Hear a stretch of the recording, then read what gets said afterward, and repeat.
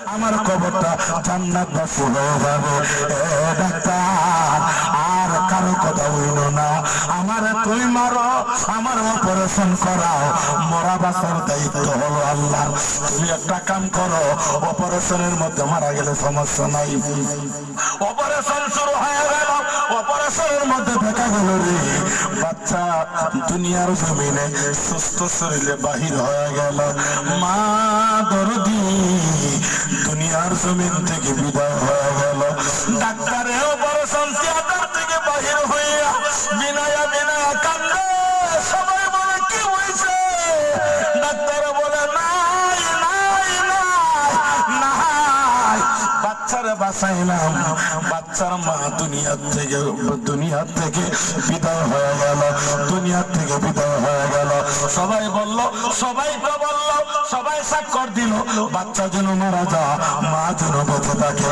ডাক্তারে বলে আল্লাহর কসম রে, এই মহিলা আমার কিয়ামতের ময়দানে আসামি বানাইব, আসামি বানাইব।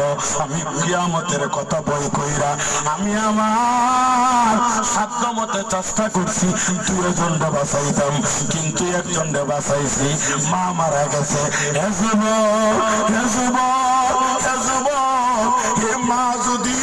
এই মা যদি সন্তানের দোয়ার অপেক্ষা করতে পারে, দোয়ার জন্য আকুতি মিনতি করতে পারে, এজন্য আমার নবী বলে উম্মতের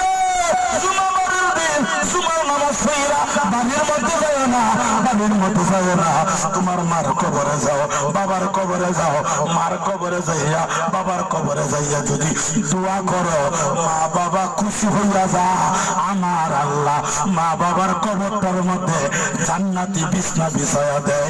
এটা হাত তুলে বলে সুবহানাল্লাহ।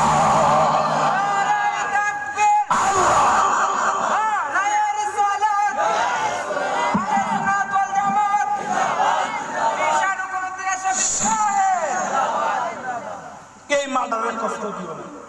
আমরা সমাজের মধ্যে কিছু ভক্ত আছে, মুরিদ আছে, এরা ফিরের বাড়ির কমলা নেই, আপেল নেই, গাছের